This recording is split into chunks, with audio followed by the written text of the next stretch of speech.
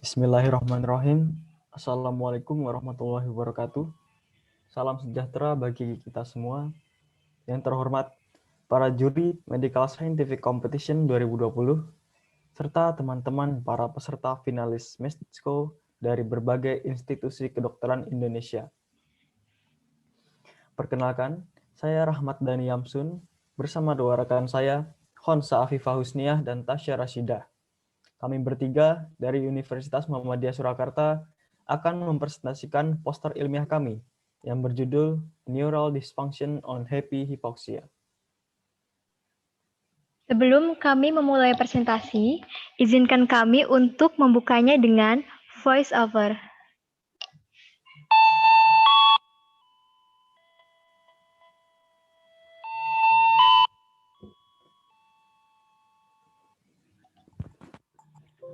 Pendengar yang kami hormati, selamat datang di Kereta Api, Disfungsi Saraf pada Happy Hypoxia. Ladies and gentlemen, welcome aboard a neural dysfunction on Happy Hypoxia train. Yang akan mengantar kita ke tujuan akhir, stasiun wawasan. This will take us to knowledge for the last destination station. Perjalanan kali ini menempuh waktu sekitar 15 menit. This train will travel for 15 minutes. Jika Anda membutuhkan informasi lebih lanjut, Anda dapat bertanya kepada kami saat sesi diskusi. For further information, you can ask it during the discussion session. Demi kenyamanan dan keamanan, kami himbau untuk tetap menjaga ketenangan. For our convenience and safety, we urge you to keep silent. Sulit sinyal dan distraksi bukan menjadi tanggung jawab kami. Bad connection and distraction is not our responsibility. Kami informasikan pula untuk tidak menyalakan mikrofon baik saat kami melakukan presentasi maupun saat sesi tanya jawab. And please don't turn the microphone during the presentation or Q&A session. Selamat mendengarkan presentasi. Semoga lancar sampai tujuan akhir. Terima kasih. Enjoy our presentation. Hopefully, it runs smoothly until the last destination. Thank you.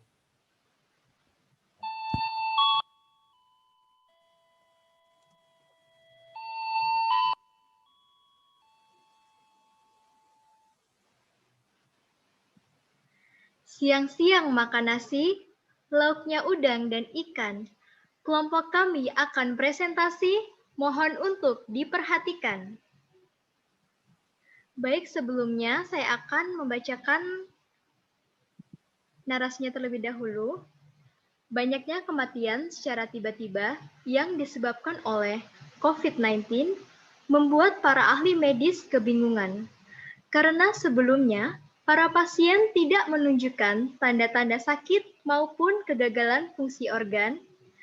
Setelah diteliti lebih lanjut, didapatkan bahwa pasien-pasien yang meninggal secara mendadak disebabkan karena turunnya kadar oksigen dalam darah secara signifikan.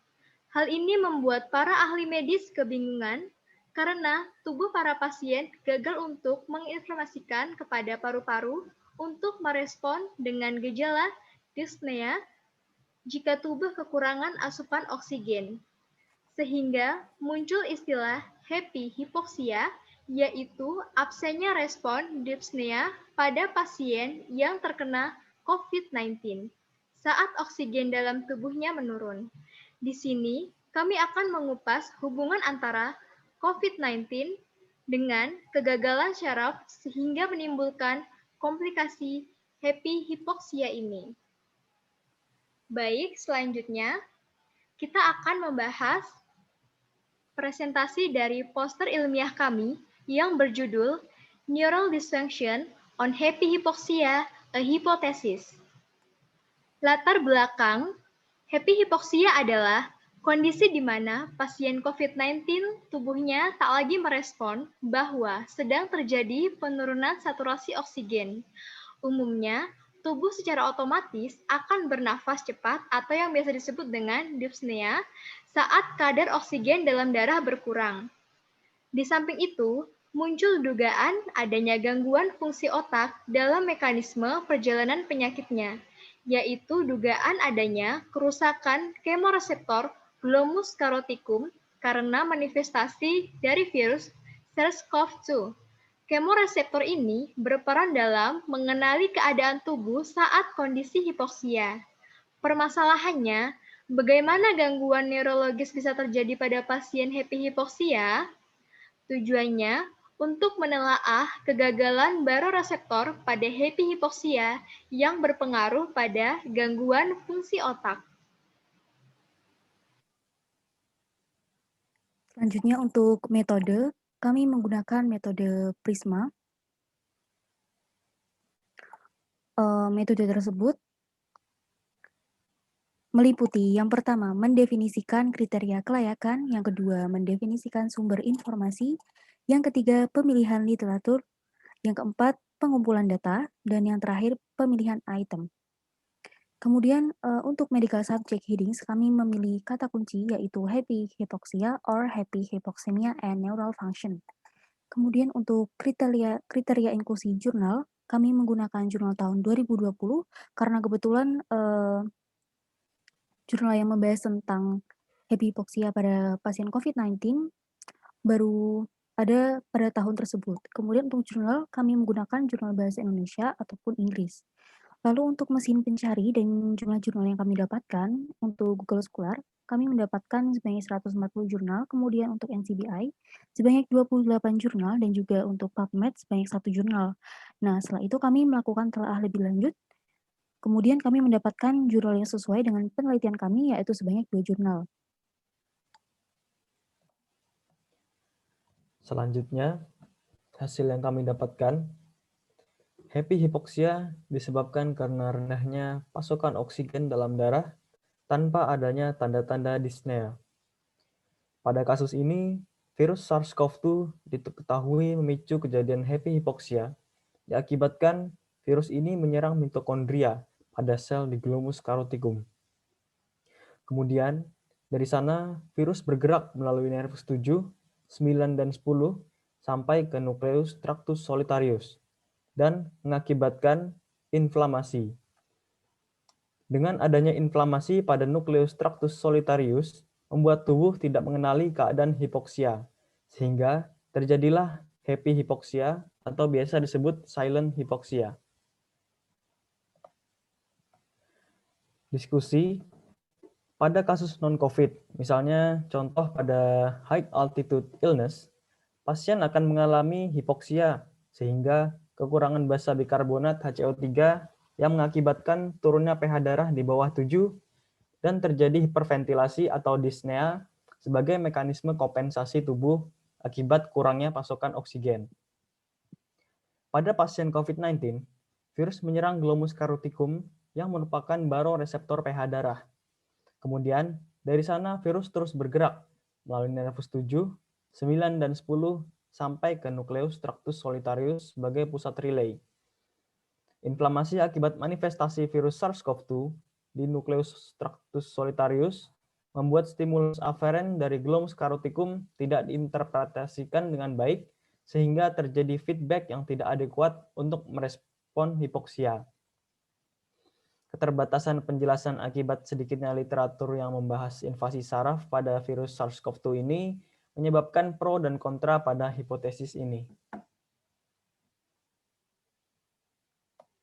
Kesimpulannya, virus SARS-CoV-2 menyebar melalui nervus 7, 9, dan 10 yang menyebabkan inflamasi pada nukleus tractus solitarius.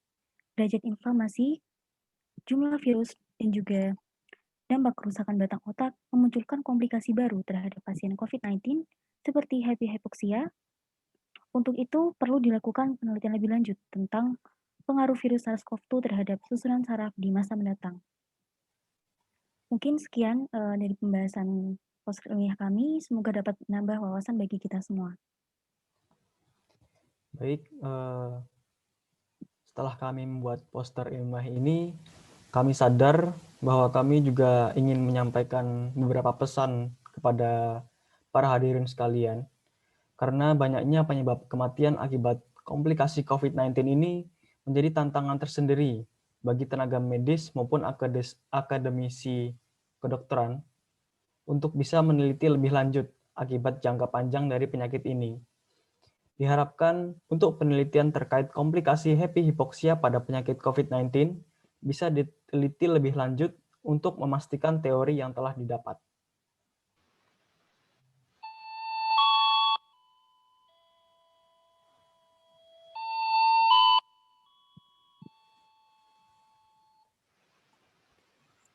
Pendengar yang setia, dalam beberapa menit ke depan, kereta api akan sampai pada tujuan akhir. Kepada para juri yang mengakhiri tujuannya di sini, dimohon untuk menyiapkan pertanyaan. Kami ingatkan kembali untuk tetap berada pada posisi masing-masing hingga sesi diskusi berakhir. Terima kasih atas perhatiannya. Sampai jumpa di sesi berikutnya. Ladies and gentlemen, in a few minutes, this train will arrive in our last destination. To all jury who ended trip here, please prepare your questions. We remind you to stay in your seat until Q&A session. Thank you for your attention and see you on the next session.